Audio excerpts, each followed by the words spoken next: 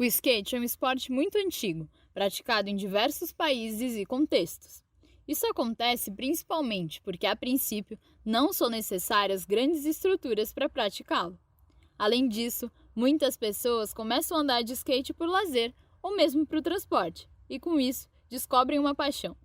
O skate é considerado um esporte radical pelos riscos oferecidos aos praticantes, mas o amor dos skatistas ultrapassa essas barreiras e o esporte segue se tornando cada vez mais popular. Ele até entrou para os esportes olímpicos em 2020.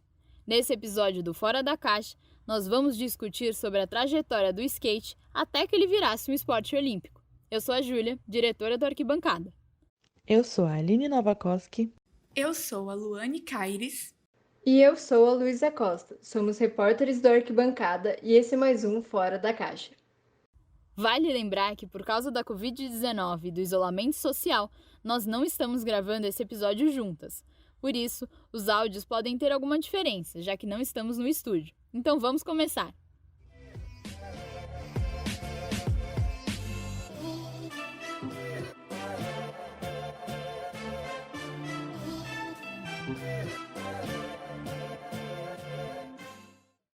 O skate foi criado em meados da década de 50 por surfistas da Califórnia.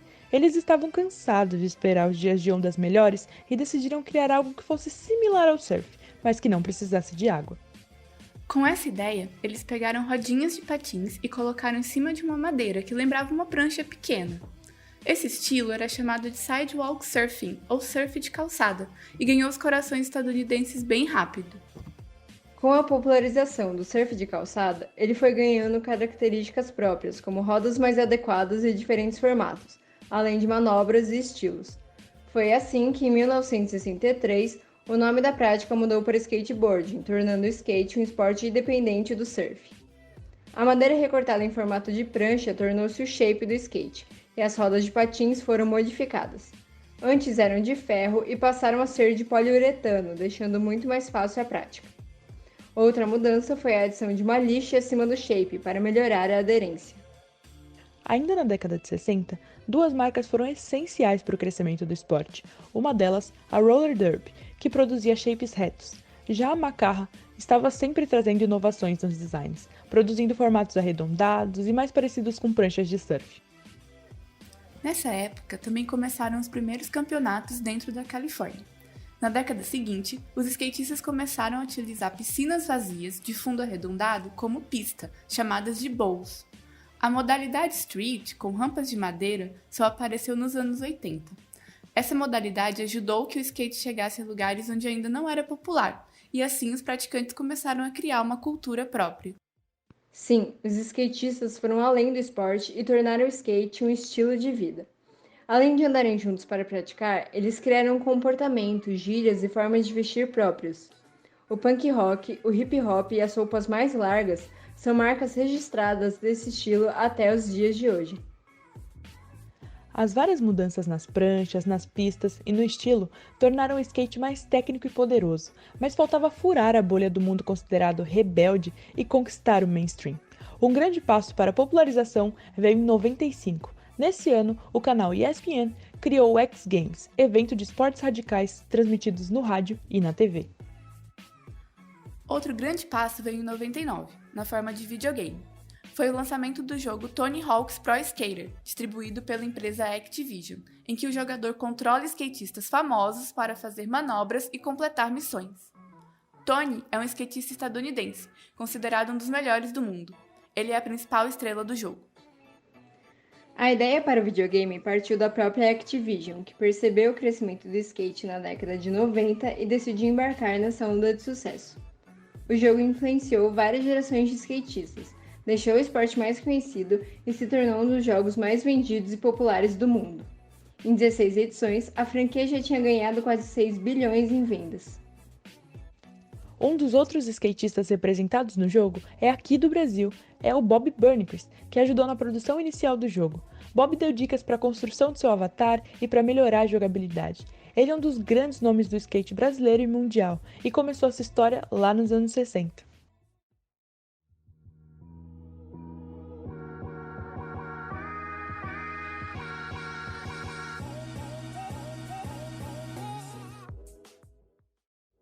E como foi a trajetória do skate no Brasil, meninas? No Brasil, o skate surge primeiro no Rio de Janeiro, na década de 60. A inspiração veio com os poucos brasileiros que viajavam para os Estados Unidos e se animavam com a prática do esporte. Anúncios em revistas também foram importantes para criar uma imagem do skate. É o caso da revista Pop, voltada ao público jovem na década de 70. Também é nessa década que o Brasil e a América Latina ganham a primeira pista. Ela foi construída em Nova Iguaçu, no Rio de Janeiro. A partir daí, começam as competições e o esporte se espalha para outras partes do país. Nos anos 80, o skate brasileiro entra de vez no cenário mundial. Em 86, uma delegação brasileira vai para o Campeonato Mundial no Canadá e fica em quinto lugar na competição por equipes. Em 89, Lincoln Ueda fica em quarto lugar no Campeonato Mundial da Alemanha. Foi a melhor colocação de um brasileiro até então. Chegou o grande momento, a final do vertical. Pela primeira vez, o Brasil tem um representante profissional na final de um campeonato mundial de skate. Lá em cima do halfpipe está o Ueda. Ele vai ser o único estrangeiro a competir com os americanos nessa final. Agora é hora de cruzar os dedos. A galera do Brasil estava mais agitada que o próprio Ueda. No seu jeito oriental de segurar as pontas, ele não se deixou amedrontar pela fama dos adversários. Quarto colocado no Mundial, nem o Ueda esperava esse resultado. Na frente dele, só ficaram Jeff Kendall, Tony Magnusson e Tony Hawk. As conquistas aumentaram a popularidade do skate no Brasil e também a polêmica em torno do esporte. Em 88, Jânio Quadros, o prefeito de São Paulo, proibiu a prática do esporte na cidade, mas a proibição saiu pela culatra e gerou um movimento que só deu mais visibilidade para o skate. No ano seguinte, Luiz Erundina assumiu a prefeitura e liberou o esporte na primeira semana de mandato, e ela até subiu num skate para comemorar o feito. Nessa época, as pistas se multiplicaram. Os skatistas brasileiros se consagraram em grandes eventos nacionais e mundiais. Bob Burnquist consolidou o destaque do Brasil. Ele criou uma técnica inovadora de andar com a base trocada. Ou seja, não existe mais um lado da frente e um lado de trás no skate. A técnica é conhecida como Switch Stance Vertical. Em 97, Bob foi eleito skatista do ano pela conceituada revista Thrasher, e 2 anos depois foi fundada a Confederação Brasileira de Skate. A partir dos anos 2000, o sucesso é estrondoso. De 2002 a 2006, o Brasil passou de pouco mais de 400 pistas de skate para mais de 1.000. O número de praticantes do esporte mais que dobrou. Em 2002, pesquisa do Instituto Datafolha mostra que existiam 2.700.000 praticantes no país. Em 2015, ano da última pesquisa disponível, o número já era de 8,5 milhões. Para Camila Borges, skatista de Diadema, na Grande São Paulo, o crescimento do skate até tem uma relação com os jogos e os videogames, mas vai muito além disso. Eu acho que o crescimento do skate não está só relacionado aos jogos, e nem só ao Tony Hawk por ser uma referência muito grande mundialmente falando. Eu acho que o crescimento do skate está muito no que ele significa, tanto pelo esporte, quanto pela vibe, quanto pelo estilo de vida que o skate ele traz pra gente, né? O skate ele agrega muitos fatores. A galera do skate é de diferentes idades, de diferentes culturas, entendeu? O jeito de você se expressar nele, não só andando, mas sim como no estilo de vida, a forma que você se veste, o seu estilo de música. O skate ele tá em tudo, entendeu? Eu acho que isso que traz esse crescimento para esse público, entendeu? Ela conta também que a união entre os atletas e o sentimento de coletividade são atrativos importantes. Acho que o que me atraiu na trajetória no esporte foi estar em meio às competições e mesmo estando competindo com as outras pessoas, com os outros integrantes, todo mundo tá torcendo, sabe? Pelo acerto da manobra, pelo melhor que você pode fazer. Aquele clima, aquela vibe de todo mundo torcendo por todo mundo foi muito contagiante pra mim. Muito diferente de outros esportes, então foi o que me incentivou muito a, gostar muito desse esporte.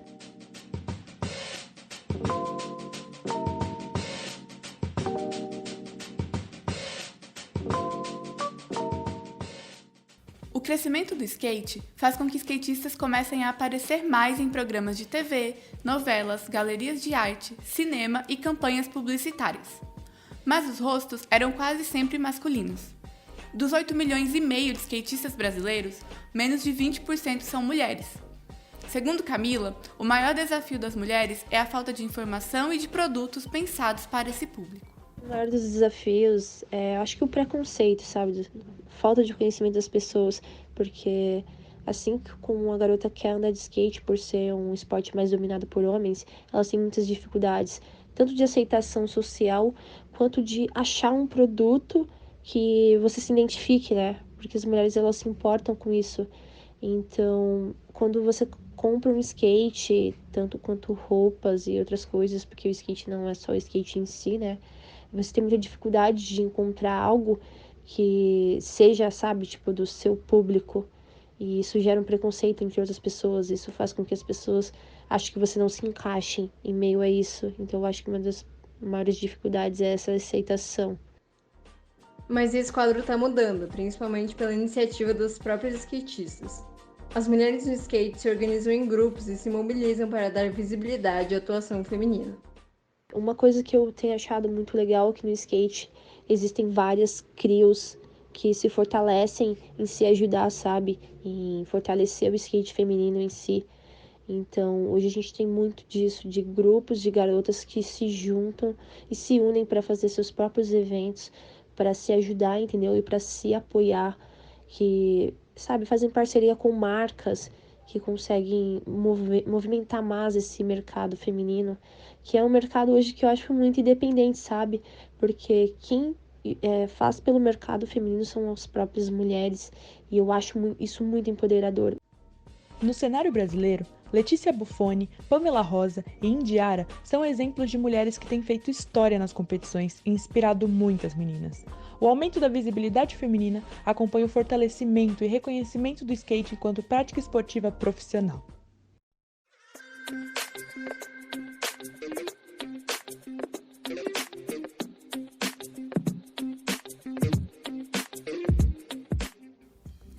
Esse fortalecimento pode ser comprovado pela inclusão do skate na Olimpíada de Tóquio 2020, que foi adiada por conta da pandemia do novo coronavírus. Ela está prevista para acontecer entre 23 de julho e 8 de agosto de 2021. No total, 33 esportes farão parte dessa edição dos Jogos Olímpicos, e o skate é apenas uma das novidades.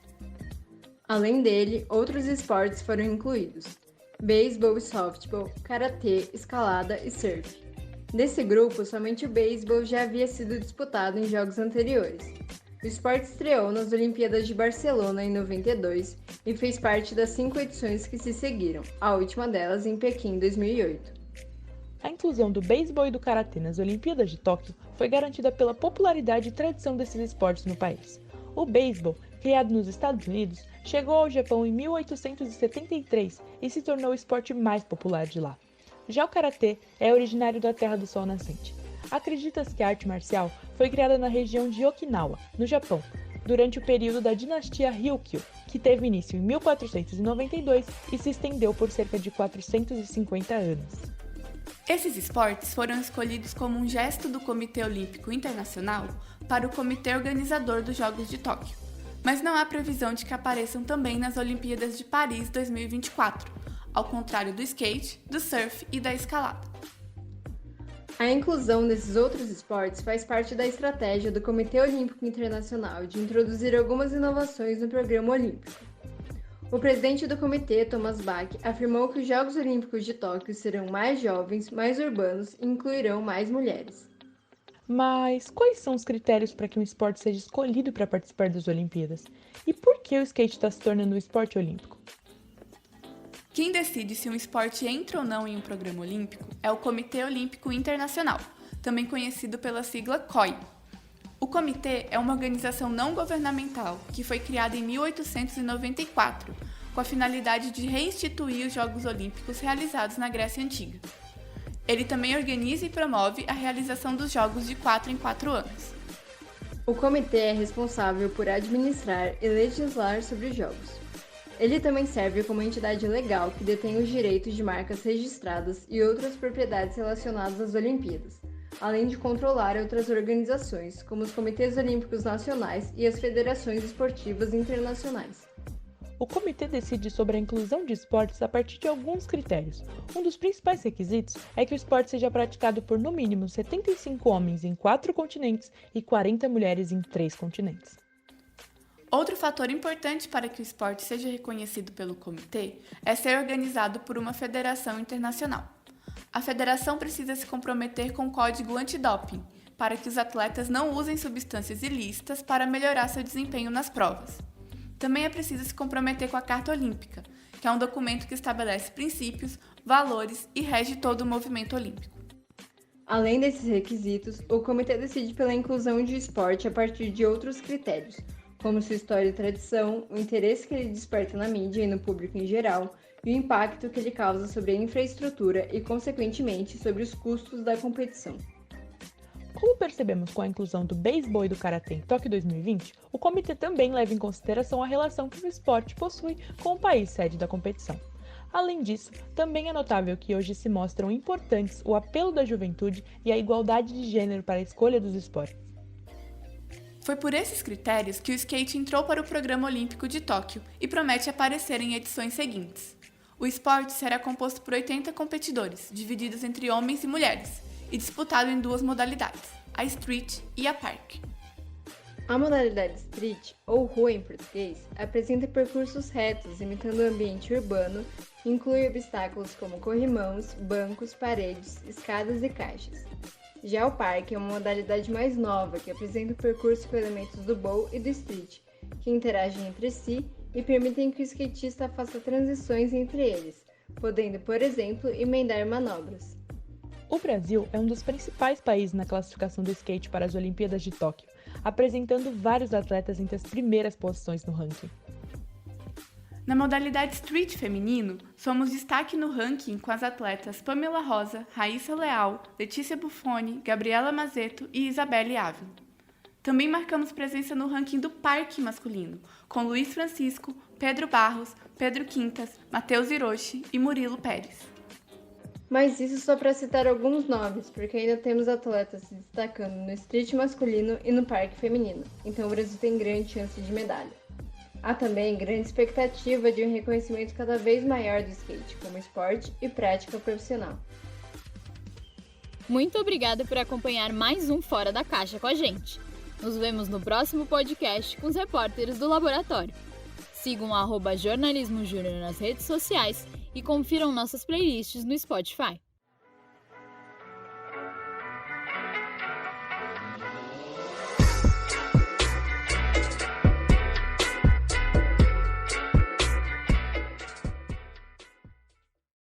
Roteiro e narração por Aline Novakoski, Luane Caires e Luísa Costa.